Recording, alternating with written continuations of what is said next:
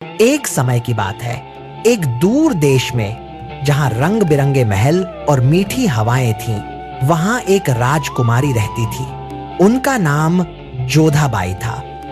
वे केवल सुंदर ही नहीं, बल्कि उनकी बुद्धि और हृदय भी बहुत विशाल था। जोधाबाई अपने धर्म और परंपराओं से गहरा प्रेम करती थीं।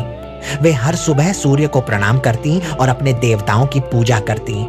उनकी आस्था इतनी मजबूत थी कि वह उनके हर कार्य में झलकती थी।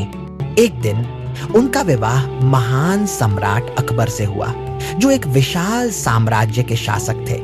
जोधाबाई अपने नए घर मुगल दरबार में आई, जहां कई संस्कृतियां और परंपराएं एक साथ रहती थीं।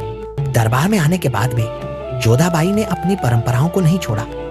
उन्होंने अपनी रसोई में अपने भोजन की व्यवस्था की और अपने पूजा पाठ के लिए एक अलग स्थान बनवाया। सम्राट अकबर जोधाबाई के इस दृढ़ निश्चय और उनकी धर्मनिष्ठा को ध्यान से देखते थे। उन्हें यह देखकर आश्चर्य होता था कि कैसे जोधाबाई अपनी संस्कृति को इतनी गरिमा और प्रेम से निभाती हैं। धीरे धीरे अकबर ने जोधाबाई के आदर्शों से बहुत कुछ सीखा।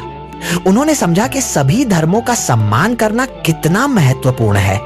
इसी से प्रेरित होकर उन्होंने धार्मिक सहिष्णुता की एक नई नीति अपनाई।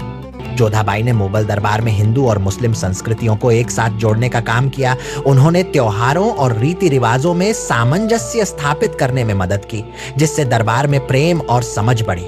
उनका प्रभाव केवल परिवार तक ही सीमित नहीं था, बल्कि राजनीति और समाज में भी था। उनकी सलाह और बुद्धिमत्ता ने अकबर को कई महत्वपूर्ण निर्णय लेने में मदद की।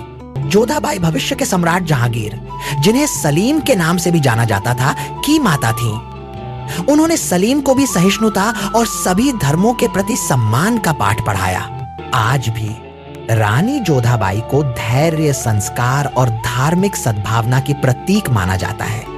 उनकी कहानी हमें सिखाती है कि प्रेम और सम्मान से हम किसी भी दीवार को तोड़ सकते हैं।